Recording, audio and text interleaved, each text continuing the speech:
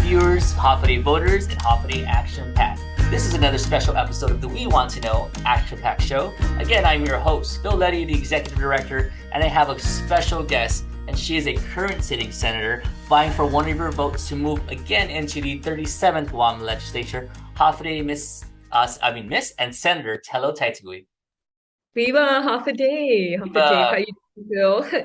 And excuse me if I accidentally call you David every once in a while, because I've Not a known problem. your It happens uncle all the for time. I many get years. David or Pat all the time. Those But Leddy, small family, but if you know one, you probably know them all. yeah, exactly. Well, I'm so happy to be here too. I'm sorry it's so late in the game. I hope there's opportunity for people to hear this interview before they go to vote. I know there was early voting, so quite a bit of people. From last I heard, it's about 4,060 people have already early voted, and that was about 3-4 days ago, that number. But I'm glad to be here with Action PAC. They were there with us in 2020 in the election and supported me then. So I'm looking for that same support today. Absolutely, and we're very, very pleased and honored to have you yet again for this conversation. For the viewers and the voters, we firmly believe, and I'm pretty sure you can echo this statement, that a knowledgeable and well-informed voter is a powerful voice at the polls. Biba, no, very, very. That sentiment resonated last night during a forum at the University of Guam.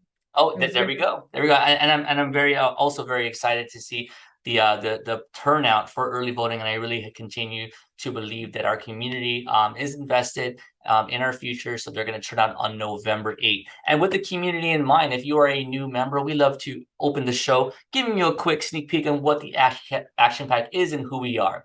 So the Action PAC was formed out of a need to play an active role in government, beginning at the grassroots level. Action PAC comprises members from a cross-section of Guam society, representing all walks of life and united in our belief that we can affect change through action.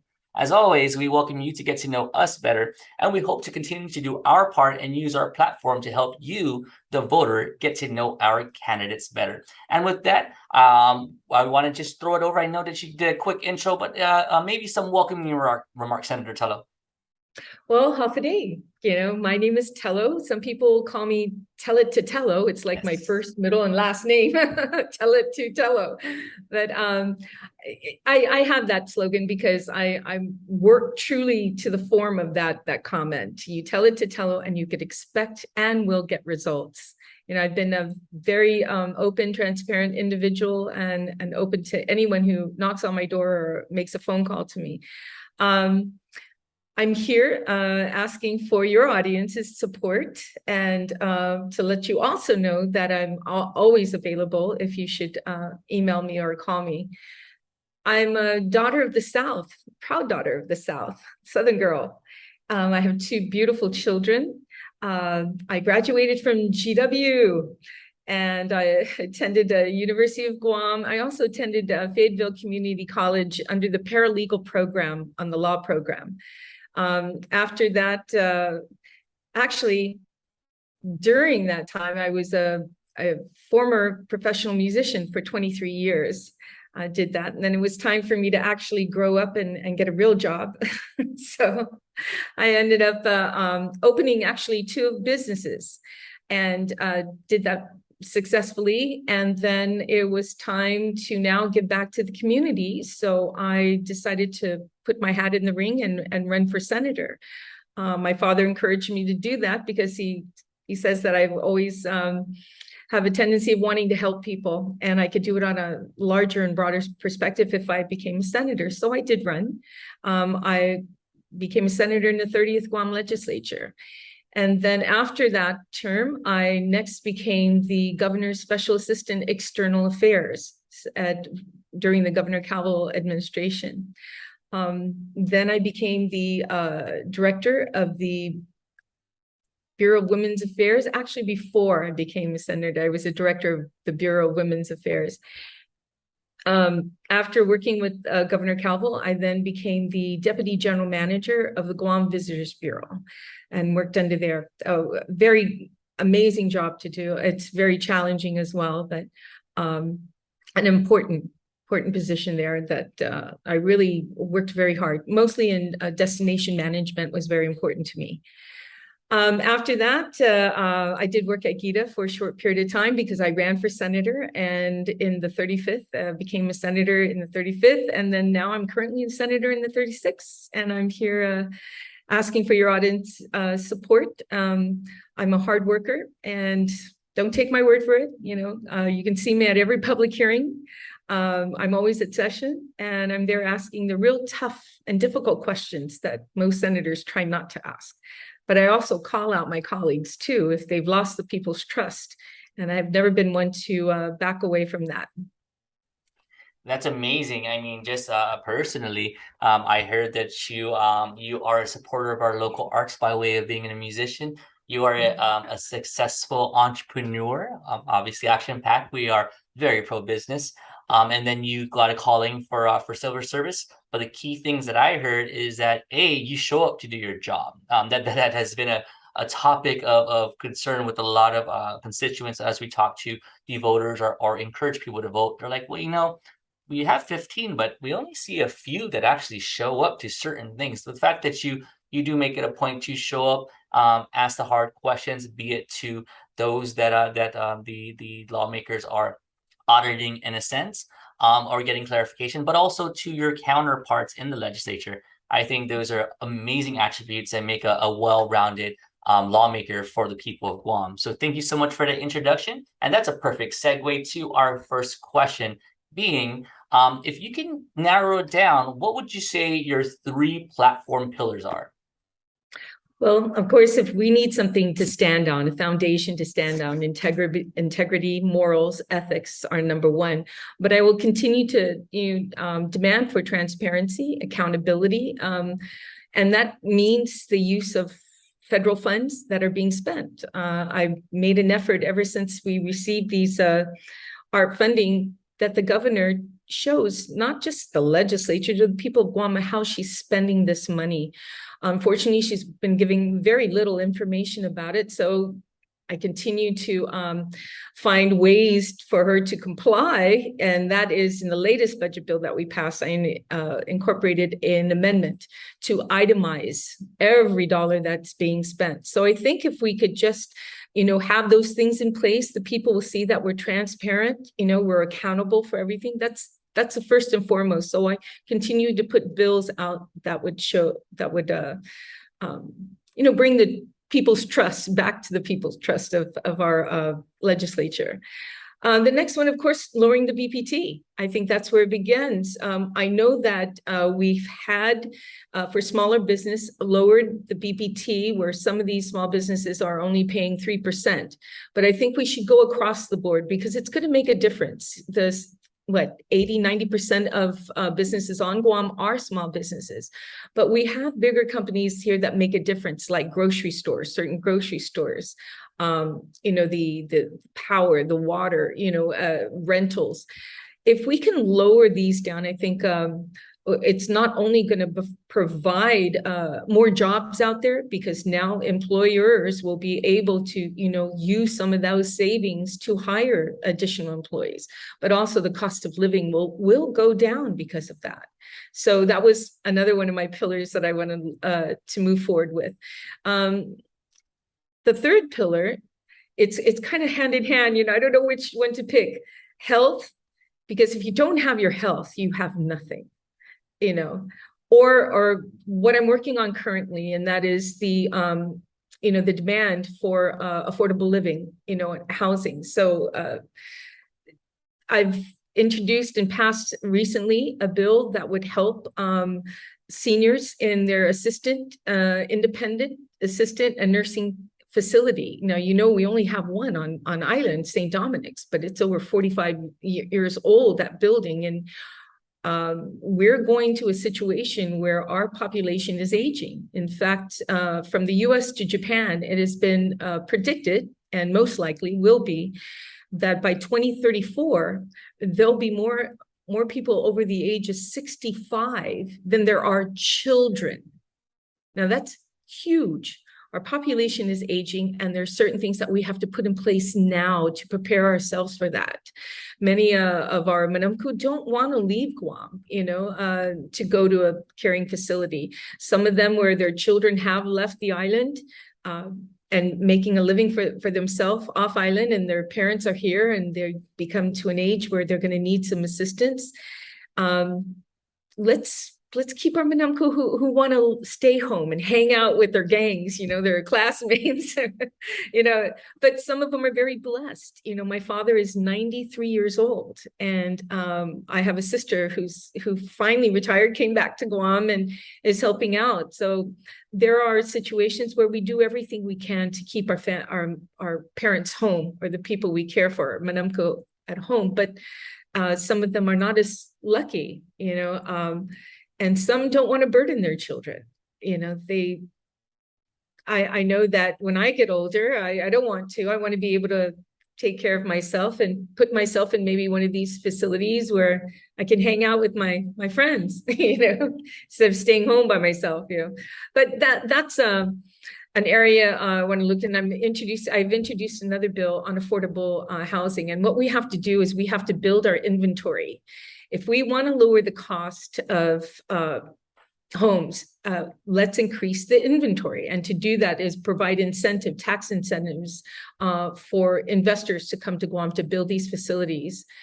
And not just, low income, but moderate income too. I did that as well with the senior living facility bill, not just to incorporate the individuals with low income, but also middle class. I mean, they're the ones that really get hit the worst. We both know that. They're the ones working 2 to 3 jobs, to make ends meet, who make just a little bit more than if they were able to get benefits, and or not avail themselves of benefits, and they don't make enough to be able to cover, essentials that they work so hard for. And that's, college tuition for your children, being able to, provide those things they work so hard for, vacations, things that make a difference. Right now, it's paycheck to paycheck to put a roof over their heads and food on the table.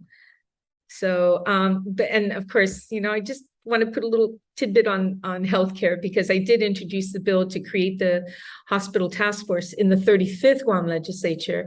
I also looked into working with Gita, found funding to actually provide the support needed for the task force to move forward on what are the viable solutions to our aging hospital. $1.2 million I found to the task force. And of course, the medical malpractice mandatory arbitration law that I've been working since the 35th Guam legislature with Speaker Chalahi. We've been pushing for that. We talk about we want great health care. I think this is the beginning. We hold accountable, those who are have the ability to work on this island as physicians, that we have confidence in their work, and that we can keep more of those individuals seeking medical attention on island instead of having to leave off island. I've been a patient myself. I actually, I'm a cancer survivor. So I definitely know how difficult it is when you're seeking medical attention and the need, the huge need on this island for it. So I'm sorry to give you 3 and maybe a half or of those pillars, but there's quite a bit of work that I think that needs to be addressed. Oh man, there's nothing wrong with extra credit in my book. And just to touch on a few of the topics that you brought up too. They speak a lot to our initiative, truthfully, as the Action PAC. Bringing back the integrity, trust in government via transparency is huge to us, especially as you kind of alluded to, the procurement process. And that's one of the questions that I had with both. I had the pleasure and honor of interviewing both gubernatorial candidate teams. One of the questions that I had was, are you planning to move forward with the emergency procurement? Because there's quite a sense of concern that it's continued for so long, and the parameters regarding an emergency procurement, where certain vendors who might or might not be connected in certain ways aren't given the opportunity to service our island. It's not really just about making a buck. It's just that there's processes to be held for certain items when government money is being spent. And a lots of vendors that I've spoken to feel that they haven't been considered by way of emergency procurement. So I love that the transparency factor is one of your pillars, and you actually use that as number one. And then, of course, the BPT. That's our main focus, and we do want to thank. I want to thank on behalf of the Action PAC 36 Guam legislature, and even our current administration, Governor Liu and Lieutenant Governor Josh, for hearing our concerns, because we were definitely involved in that conversation. Once the decision was made to sign the BPT increase and make it permanent, we immediately jumped on the bandwagon and the phone calls to our lawmakers, and we were like, we gotta talk. And that's one of the main passions and emphasis of the Action PAC is the dialogue. We got to continue to have dialogue with private, public, and community, and we believe that that's where Guam is really the best for Guam is really found, is when all sorts of the different facets are taken into consideration. One thing that I really love, and it's a huge passion for my mother, is a senior living aspect. You really want to have a proactive approach and planning, and that's necessary, because all of those statistics that you shared with me as well as our listeners, they are not going away. Right. And if we do not get a grasp and start laying bricks now, we are going to find ourselves in a really dire situation. And the ones that's going to feel it and suffer the most are our manamku, who should not be in a position of feeling certain burdens, especially at their golden years of life. So I love it. I support all of those things, and the cost of living with the middle class. I like to I typically will make a lighthearted joke for a very serious situation and say, when people are like, man, why do you do so many things? I tell them, I said, I have 4 kids and I need to have an income stream for each one of them in order to survive in today's world. The pricing and the lack of affordable housing and so on and so forth. I strive to be a homeowner, but man, when you look at the even the 400,000-500,000 range, which is such a high amount, what's there was $120,000, 200 max home just a handful of years ago. So I love your pillars so much that I probably spoken it just as much. So we'll segue into number two. And what is one main focus item that you believe you can realistically accomplish in the next term? Well, since we were talking about housing, I think affordable housing is one thing that I think we can push for. I know we're coming closely to the end of this term, but it's going to be in demand, always be in demand. In fact, the numbers that you brought up, if I can bring some numbers to attention to, is that according to an article published by the local media company on October 3rd, 2022, Guam's new median price for single family dwellings reached $426,000. A substantial increase from the median price of $299,000 in pre-pandemic, not just pre-pandemic, 299 to 426,000 from 2019, and 335,500 in 2020. The 2020 figures are, it represents about 12% increase, a 12% increase, from 2021. It's ridiculous. So like I mentioned, I've introduced a bill that I'm hoping to push on and continue to build on, and that would provide first-time homeowners the ability to receive a grant for closing costs and for down payments. I know they do have a project already in the makes at Guam Housing Corp, but this QC would avail smaller contracts. We can't always have those Cortex or these big companies building these 100 homes, but what about the smaller contractors, the ones who can build at least 5 to 25? And this QC going out is actually for them. Any funding that they have to pay for any BPT or taxes goes into a fund that would help their first-time homeowners. But this is only availing to the smaller companies. So if, for an example, if a contractor who's building about 10 homes, which nowadays is more realistic considering the amount of land mass that we have on Guam. So they built 5 homes. They will be able to sell, well, once they build the homes, the buyers, which is those who are medium low income families, first time homers, can purchase that one particular home. And because they worked with this individual contractor who receives a QC, they can now go to GITA and avail themselves of a grant of up to $10,000 for a down payment or closing costs. So that's how it'll work, you know, to knowing that the contractor is still going to get their homes, get that little push to sell their homes. So I'm looking at helping the smaller contractors right now. And right now we already have something in play, the QC for larger contracts from 50 on to 100 plus homes. There is something already in place for that. So now I'm moving into the smaller ones. So that's how that one will work. I appreciate that, because I mean, obviously crime, health, education, all of those natural pillars of what makes a government in our democracy, those are so important. But real world right now, issues of concern throughout the community, I would say housing costs is if not number one, then number two on a lot of people's minds through my conversations. So I appreciate that you're finding innovative ways to look at it, approach it, but also put it in bill form and try to push it through and get the support through our legislators. So I appreciate that for sure. And I think it's just as important that between 20, you know, just to have that force multiplier too. So you're not only just creating these laws to assist those homeowners, but it has to also bring back to the community as a force multiplier. For instance, in between 2012 and 2022, about $6.3 million in first-time homeowners assistance program grants issued by the Guam Housing Corporation to about 784 families. Wow.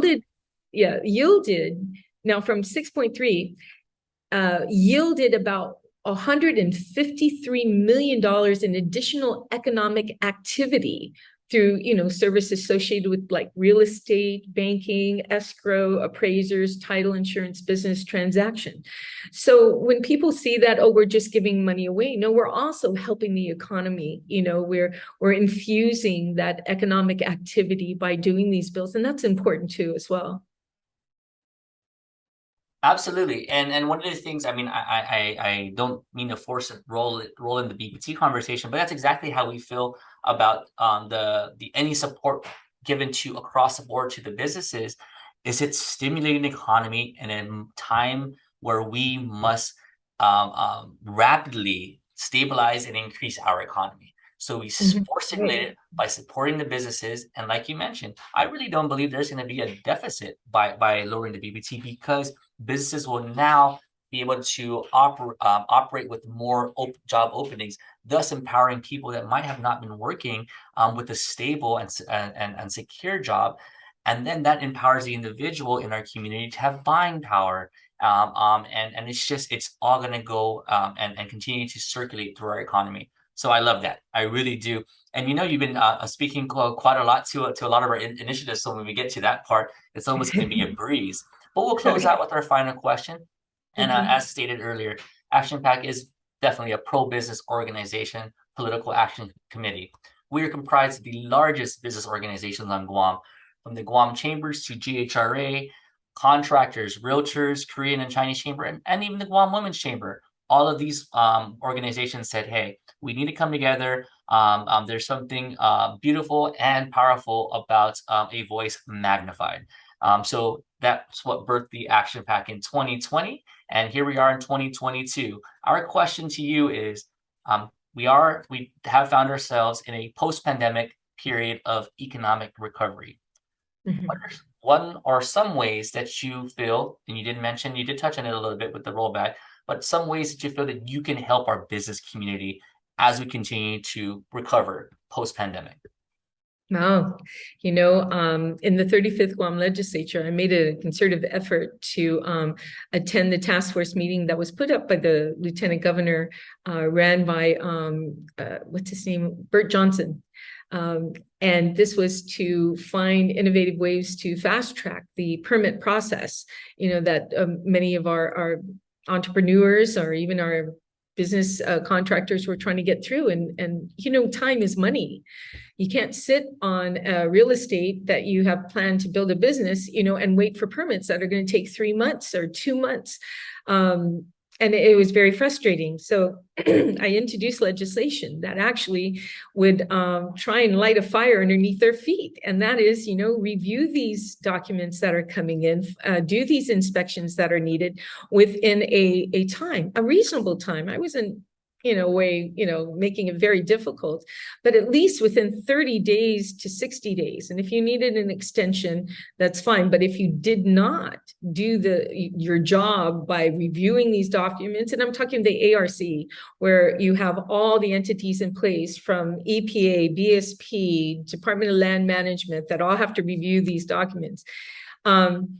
If they did not have it in a certain amount of time, then they would actually be fined $100 out of their personal pocket. Well, I was able to get that bill through by 8 votes. It was skimming through, but I convinced a lot of people that, these fines and fees that are given to erectors are done. It's not unusual. In fact, BBMR, if they don't provide the CRER report monthly, then the director is fined $100. We have FOIAs where directors who don't provide that information when people request for information, there's also a fine with that, a hefty one, about $1,000. So the bill, unfortunately, was vetoed by the governor.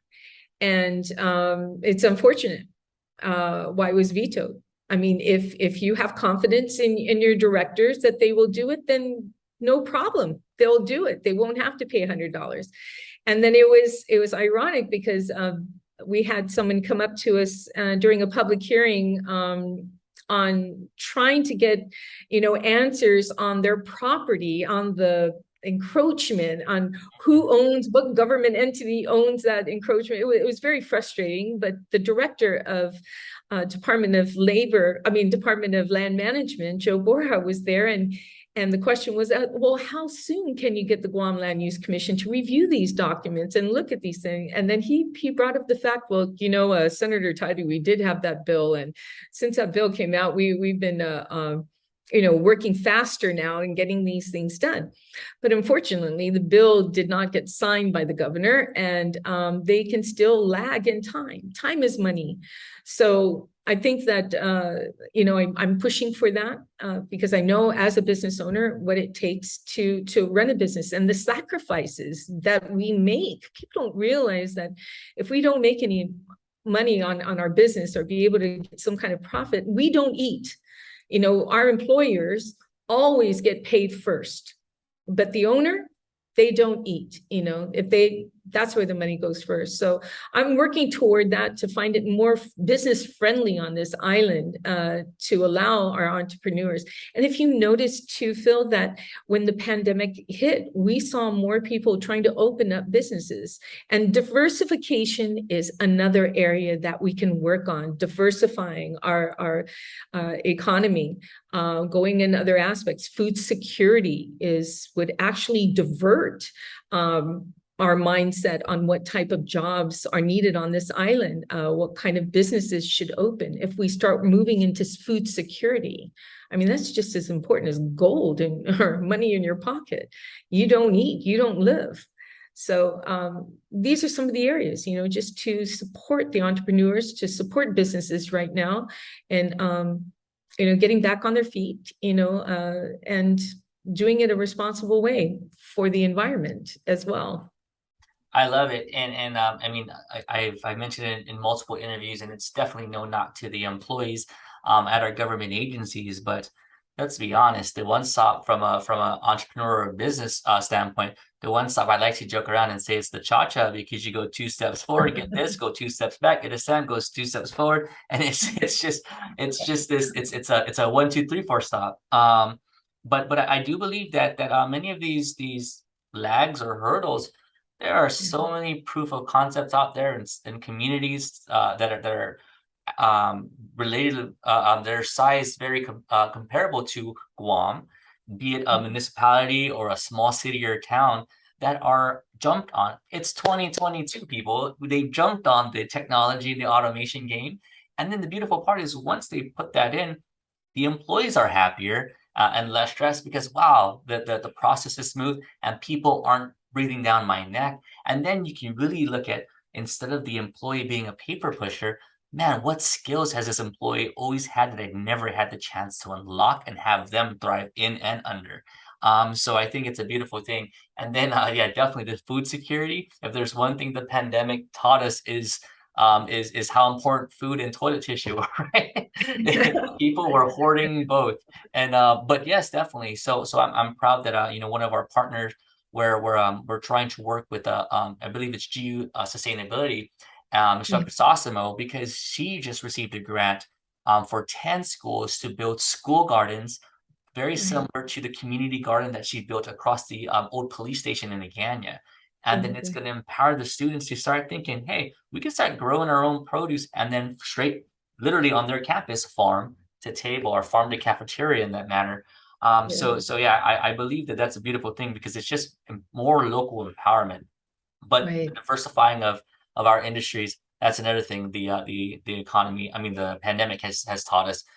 Man, I mean, thank God for the thriving construction and contracting opportunities that were afforded by way of the buildup during that time, and it continued because I mean, as we still see, I had some investors on island a few weeks ago, and they were like, they were previously from Guam. They haven't been in Guam in about a good 15 to 20 years, and they're like, Japanese don't like Guam anymore. I'm like, no, it's just they've had the restrictions their travel restrictions were still shut down until recently. So thankfully, the Korean tourists they've come to enjoy our island. But even with that, we can't expect an explosion with the tourism industry, regardless of how optimistic we are, because their yen and won are really weak right now. So Right. okay, the borders are open, but are they going to be able to afford to spend for a leisurable vacation if their dollar or their yen is weak? I think not. So the diversifying of our industries and the local empowerment of our entrepreneur society, I love it. I love to hear it. Well, thank you so much again for answering those three questions. And as mentioned, we are now going to jump into the quick portion, which is our 5 initiatives. The Action Pack has 5 initiatives that we currently are focusing on. And of course, like everything in life that is fluid, who knows, next year or next election, we might have certain areas of concern where we will make adjustments and pivots as deemed necessary. For the current 5 initiatives, I'll read them one at a time, and I will give you the option to agree, disagree, or elaborate. So if you're ready, I'm ready. I'm ready. Excellent. So number one, it's no secret, and this is our main initiative. And you've really touched on it. So it can be as simple as an agree, or if you wanted to put a little bit more juice behind it, it's that is your decision. But it is the immediate rollback of the BPT, business privilege tax, from 5 to 4 or less across the board. Oh, yeah. She made Yes. her own placards. I love it. Excellent. I should do this Winner in our backwards. book. See if I can do this backwards. Okay, go ahead. Right. And then number two, we have advocate for government efficiency to protect and preserve its resources. You've kind of touched on that as well about processes kind of being a lot more smoother for the end user, aka citizen of the island. Where do you Okay. stand on that? There's a Yes. yes. I love it. I will have to say just because of the camera, your first one was right. The second one was backwards. Okay, go back to the first one. Okay. Now, Let's do it. Now, number three, improve the transparency at all levels of the government of Guam to promote communication and collaboration between the public and private sectors. I say you kind of answered that too. Where do you stand? Yes, yes. And 3 for 3 thus far. Our number four initiative at the Action Pact is to strengthen the relations of the U.S. military to improve safety and security in our region while maximizing the economic opportunities for Guam. Where do you stand? Oh my, there you go. She's batting 100, people. She's batting 100. Now, our final one, I will preface and say that this is typically the coin flip or the elaboration point. And this is where we kind of want, we're testing the waters to see where the candidates stand. And we ask this for both senatorial and gubernatorial. So, do you support or possibly not, or would like to talk about how you view the idea of a part-time legislature? This one is very tricky, and it's a very tricky question on this because it's not really yes and no, and there needs to be variables put in place before it. So unless we have another entity, such as an bicameral legislature made up of policymakers who can hold accountable an all-powerful executive branch, the judicial branch, I don't think the legislature's oversight responsibilities should be diminished. I can't speak for other senators. I know the work my office continues to put forward in the form of, legislation and participation in the hearings, all hearings, sessions, oversights, roundtable, and community conversations. So there needs to be that one type of layer that would assist us to have that same type of powerful presence in the community as the executive branch does. So And from my conversations with the topics such as a part-time legislature in my first foray, which was 2022, of being selected and trusted with running the Action PAC, I've gotten to learn a lot more about this specific issue and the different perspectives from current sitting senators, and then also those candidates that are vying for a seat. And a lot of their points, I would say are very valid. And I think that the conversation for a part-time legislature, in my opinion, would possibly diminish in certain people's minds who are in support of a part-time legislature. Once after the pandemic, I think a lot of citizens or business owners and just anyone who calls Guam home, they want to see an empowered legislature that's able to continue to do the checks and balances if they feel that the executive branch is at a impasse of overreach. So I do believe that you make some very valid points that the executive branch is running full speed 100%. Then the legislative branch needs to be there checking and balancing as they go along. So I thank you for that elaboration. And with that, see, quick and easy, Action PAC, the best interviews on the market, folks.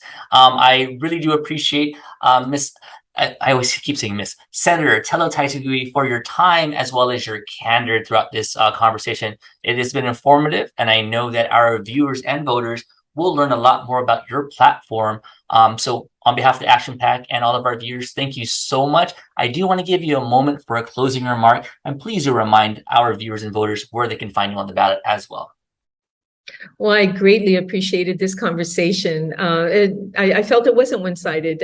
You've brought a lot of ideas and perspectives as well, and really took to heart your common sense that you have. And I just think you should run for senator, Phil, and I will be your campaign manager for sure. It's the next generation that needs to come in and take over. And that's my biggest concern, that whoever is going to run for senator, you have to remember that as we rise, we also must lift others, the next generation, to come in and take care of this island just as passionately as we have, or as I know I have. I worked very hard. I'm known as a hardworking senator, and one that's ready to fight when the fight is needed. I'm one that doesn't turn a blind eye, and I've even called out my own colleagues on the floor.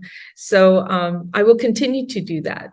But I really greatly appreciated this interview, most of all other interviews, because you've really brought a great insight to the conversation as well. And I greatly appreciate that.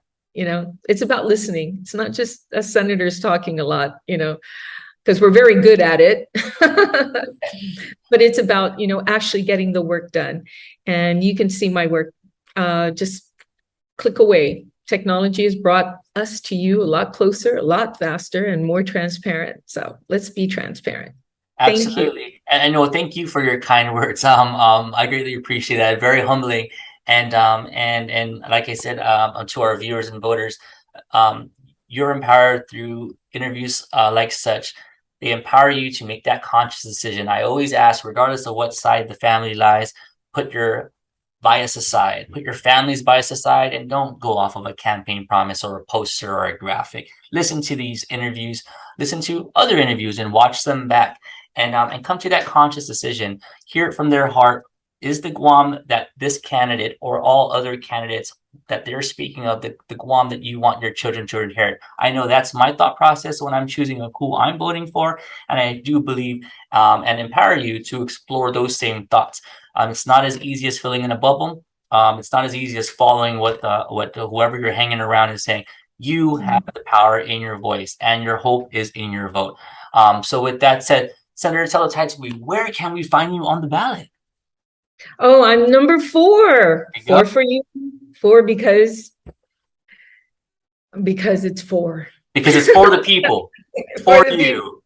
I can come up with all kinds of 4s, but you know, I'm just humbly asked for your vote. I don't know if I even asked that part when I was ending, but I humbly ask for your vote to allow me to continue the work that I've been doing. And thank you. Number 4. Number 4 on the ballot. You heard it here, folks. This is the We Want to Know Action PAC show. Thank you so much, Guam and voters, for your time, your ears, and your conscience. Please come to that decision. More importantly, the early voting is still going on right now, and it ends on the 3rd. Action PAC has a voting van that you, your company, your friends, coworkers, and the community can take advantage of. You can contact takeactionguam@gmail.com. Use our gas to cast your vote. So there really is no excuses. We really want to empower the community. The voting election process is not only a civic duty, but it's a darn blessing that we have the opportunity to let our voice be heard and select, or at least be in the process of selecting our future lawmakers. So with that said, my name is Leddy. I've had a pleasure speaking to Senator Telo T, one senator vying for one of your 15 votes this coming election. And do remember, you are able to jump across. So don't let that imaginary line stop you from selecting those important voices and individuals that are stepping up to the plate to represent us in the next 2 years. Have a great day. Have a great weekend. This was recorded on Friday, October 28th. I'm sorry. Thank you so much, Guam. Stay safe, stay dry. Adios. Create a great day. Create a great day.